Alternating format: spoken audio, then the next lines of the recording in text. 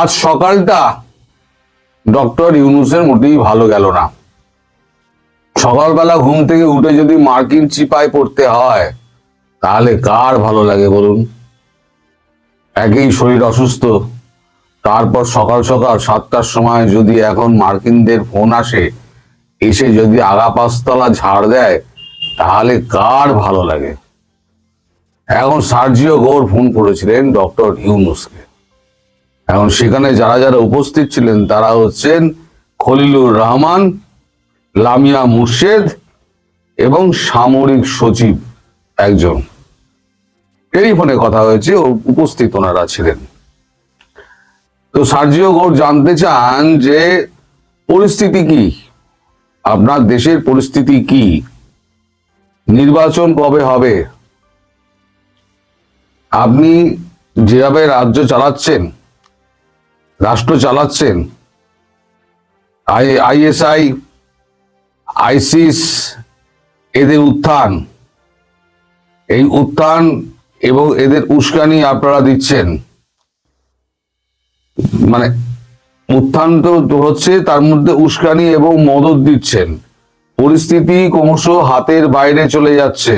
এ ব্যাপারে আপনার বক্তব্য কি?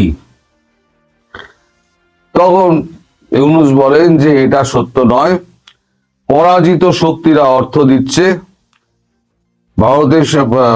ভারতে বাংলাদেশে পরাজিত শক্তিরা অর্থ দিচ্ছে, তার জন্যই এগুলো ঘটছে। এছাড়া ভারতীয় মিডিয়া এবং ভারতীয় কিছু সমাজ মাধ্যম ভ্রান্ত খবর ছড়িয়ে আমাদের বিপদ আরো ডেকে আনছে। তখন সার্জিও গৌর বলেন, তাই যদি হয়, মিডিয়ায় শুধু যদি করে, তাহলে আপনার দেশের মিডিয়া কি করছে? আপনার কথা সত্য ধরে নিলাম, ভারতে বাংলাদেশের দূতাবাসের সামনে বিক্ষোভ হলো, আপনার মিডিয়া ফাটিয়ে দিল। অথচ চট্টগ্রামে যখন আপনাদের ওখানে হিংসা হলো, আপনারা হিংসা করলেন, তার এক লাইনও আপনাদের মিডিয়ায় বেরোলো না কেন? তাহলে এইটার আপনি উত্তর দিন। ইউনূস চুপ। তখন সার্জিও গৌর বলেন, দেখুন, ভারতের সঙ্গে মানে সব ধরনের সম্পর্ক ভালো করা এবং উত্তেজনা কমিয়ে আনার জন্য আমরা বারবার আপনাকে বলেছি, কিন্তু আপনি কমিয়ে আনেননি। এ ব্যাপারে আপনার আগ্রহ খুবই কম দেখা যাচ্ছে। সকল ক্ষেত্রে আপনার আগ্রহ হচ্ছে উগ্রবাদকে প্রশ্রয় দেওয়া, যা মানে ইন্দো প্যাসিফিক নীতির পক্ষে পরিপন্থী। আমাদের ইন্দো প্যাসিফিক যৌথ প্রক্রিয়া, ভারত মার্কিন যুক্তরাষ্ট্রের ইন্দো প্যাসিফিক যৌথ প্রক্রিয়া আপনার এই কাজকর্মের জন্য ব্যাহত হচ্ছে, এতে মার্কিন যুক্তরাষ্ট্র ক্ষতিগ্রস্ত হচ্ছে। এই ব্যাপারে আপনার মতামত কি? তখন ইউনূস কোনো কথা বলেননি, চুপ করে থাকেন। ইউনূসের কোনো কথা নেই। সরকারি মদতে সমস্ত রকম ঘটনাগুলো ঘটিয়ে চলছেন আপনি এবং আপনার সরকার। এ ব্যাপারে আপনার মতামত কি? ইউনূস বলেন যে আমি তো সরকার চালাই না, অন্য সব স্টেক হোল্ডাররা আছে, তারা করলে আমার কি করণীয় আছে? তাহলে আপনি আছেন কি করতে? তাহলে প্রধান উপদেষ্টা হয়ে আপনি ওখানে বসে আছেন কি করতে, কিছুই যদি না জানেন? তারপরে আবার প্রশ্ন করেন, এমন চাপ মানে চেপেছে সকাল থেকে 7টা থেকে 7টা 26 পর্যন্ত পুরো চেপেছে, যে 17-18 তারিখে, আপনার কথাই যদি সত্যি বলে ধরে নিই, আপনি সব কোনো কিছু জানেন না, 17-18 ডিসেম্বর চীনা সামরিক প্রতিনিধি দল গোপনে ঢাকা সফর করে চলে যায়। এটাও ভারত ভালো চোখে দেখছে না এবং ইন্দো প্যাসিফিক আমাদের যে যৌথ প্রক্রিয়া রয়েছে নীতিমালার, সেখানে কিন্তু ধাক্কা খাচ্ছে। এই ব্যাপারে আপনার মতামত কি? তখন ইউনূস বলেন, এটা পূর্ব নির্ধারিত ছিল, সেরকম কিছু কথা হয়নি। এসছে, চা কফি খাওয়া হয়েছে, চা কফি খেয়ে ওনারা চলে গেছেন। বললেন, চীন থেকে এলেন, এসে চা কফি খেয়ে চলে গেলেন, বেশ ভালো, ঠিক আছে। তো যেটা করছেন সেটা ঠিক নয়। বিরোধী মত শূন্য করে দিয়েছেন, মত প্রকাশের স্বাধীনতা কেড়ে নিয়েছেন, সংখ্যালঘু নির্যাতন চরমে উঠেছে, সর্বত্র কঠিনভাবে সংখ্যালঘুদের ওপরে নির্যাতন এবং নিষ্পেষণ যেগুলো হচ্ছে সেটা দিল্লি দেখতে চায় না। অর্থাৎ মার্কিন যুক্তরাষ্ট্র বলছে এই সংখ্যালঘু নির্যাতন, বিরোধী পক্ষ শূন্য, মতামত প্রকাশের অধিকার কেড়ে নেওয়া এবং সংখ্যালঘু নির্যাতন কোনোটাই ভারত মেনে নিচ্ছে না, দিল্লি মেনে নিচ্ছে না। এবার আপনার মতামত কি? ইউনূস আবার চুপ। তারপরে বলেন যে ইনক্লুসিভ নির্বাচন করতে হবে, আওয়ামী লীগের নাম না করে ইনক্লুসিভ নির্বাচন করতে হবে, গণমাধ্যমের স্বাধীনতা ফিরিয়ে আনতে হবে। যাদের কাজ করতে দেওয়া হচ্ছে না সেটা দুর্ভাগ্যজনক। যেভাবে গণমাধ্যমকে জ্বালিয়ে দেওয়া হচ্ছে, ভাঙচুর করে দেওয়া হচ্ছে, সেটা অত্যন্ত নিন্দনীয় কাজ আপনার সরকার করছে এবং আপনার পৃষ্ঠপোষকতায় করছে। তখন তার মতামত চাইলে তিনি বলেন যে আমি মতামত দেওয়ার কেউ নই, আমি এটা মানি, এটা দুর্ভাগ্যজনক, আমি এটা দায়িত্ব নিচ্ছি যে এই জিনিস আর ঘটবে না। তখন আবার ইউনূস আবার বলেন যে এই যে 26-27 একটা যৌথ মহড়া ছিল, আমাদের মার্কিন সেনাবাহিনীর সঙ্গে একটা যৌথ মহড়া ছিল, তো সেইটা এখন কি হবে? তখন বলছে ইন্দো প্যাসিফিকের ওপরে এত চাপ আপনারা দিয়েছেন সেই নীতির ওপরেতে, তারপর সামনে বড়দিন, এইগুলো সামলাতে গেলে আমাদের সময় লাগবে, ফলে আমরা এখনই এইটা নিশ্চিত করতে আপনাকে পারছি না। মানে ওটা এখনই আর হচ্ছে না, এই ব্যাপারে কবে হবে সেই ব্যাপারেও কোনো রকম নিশ্চয়তা দেননি।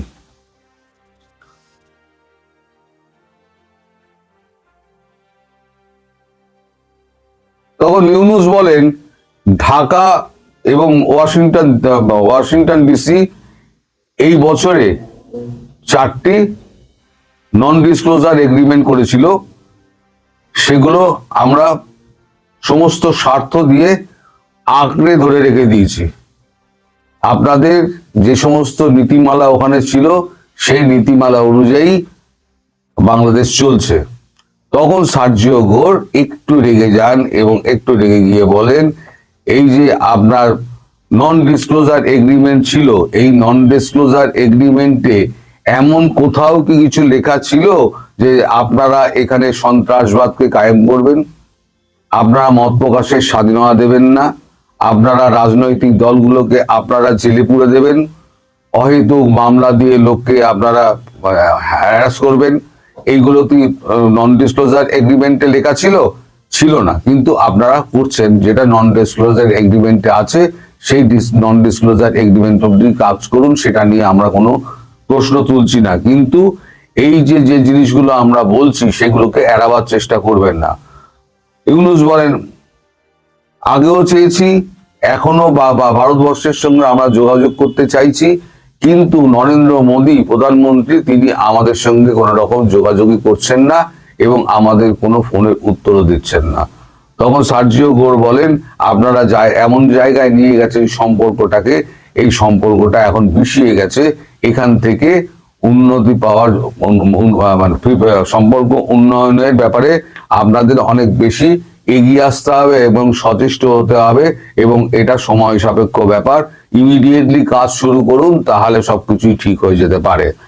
সার্জিও ঘোর আরো বলেন